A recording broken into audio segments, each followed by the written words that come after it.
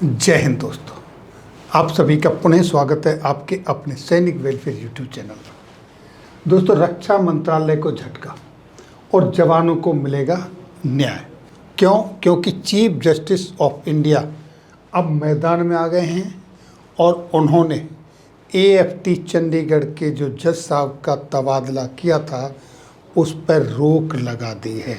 यानी कि उन्होंने कहा है कि उनका तबादला नहीं होगा। जैसा कि आप सभी जानते हो, न्यायमूर्ति धर्मचंद चौधरी जो कि आपके सामने हैं, उनके ट्रांसफ़र पर सुप्रीम कोर्ट ने रोक लगा दी है और जवाब मांगा है।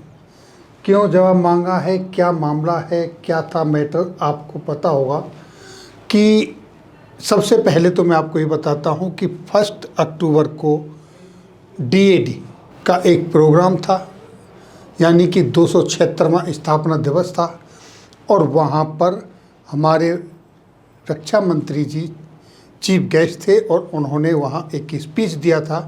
उस स्पीच से बहुत सारी चीज़ें खुल के सामने आई और वो वीडियो वायरल भी हुई, जहाँ पर उन्होंने कहा था कि डीएडी एक ऐसा डिपार्टमेंट है जो सबको खुश नहीं रख सकता, कुछ लोगों को नाराज़ भी करना पड़ता है और ना करने की भी आदत डाली जाती है।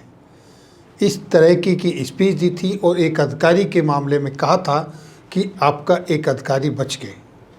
इस तरह की वीडियो सोशल मीडिया पर वायरल हुई, ये आप सभी जानते हो। अब असली मुद्दा क्या है? असली मुद्दा ये है कि जो न्यायालय के डिसीजन आते हैं उनको इम्प्लीमेंट नहीं हो रहा है। उनके इम्प्लीमेंट ना करने की वजह से एमओडी के सीनियर अधिकारियों के अगेंस्ट में कोर्ट की अवमानना का केस चल रहा था। इसमें न्यायमूर्ति थे धर्मचंद चौधरी जी और याचिकाकर्ता का कहना है कि ये जो स्थानांतरण हुआ है ये दुर्भावनापूर्ण है। ये सारी दलीलें सुनने के बाद पीठ ने कहा स्थानांतरण की बारीकी से जांच की जाएगी। और दोस्तों, इसी में आप देखेंगे कि नायब सूबेदारों की पेंशन का भी मसला है। इस तरह के कई मसले हैं जो जवानों के फैसले सुना दिए गए हैं लेकिन उनका इम्प्लीमेंटेशन नहीं हो रहा है।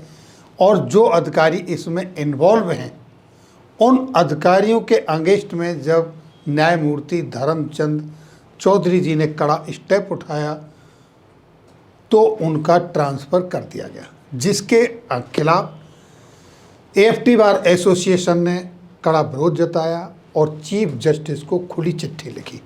उनके सपोर्ट में Kurukshetra bar association, Chandigarh bar association, Haryana में वेटर्न एयर वॉरियर एसोसिएशन भी शामिल है और दोस्तों कैट यानी कि केंद्रीय प्रशासनिक न्यायाधिकरण भी एएफटी चंडीगढ़ बार एसोसिएशन के सपोर्ट में आगे आया है। और दोस्तों, एएफटी बार एसोसिएशन की तरफ से जो चीफ जस्टिस को लेटर लिखा गया है उसमें कहा गया है कि मीडिया में और एक अधिकारी प्रेस विज्ञप्ति में ये बताया गया था कि मंत्री ने सदस्यों और एएफटी के अध्यक्ष से भी कहा है निपटान को धीमा करने और सावधान रहने की आवश्यकता थी, न्यायिक प्रक्रिया में तेजी लाते हुए, क्योंकि न्याय में जल्दबाजी करना न्याय को दफना देना है।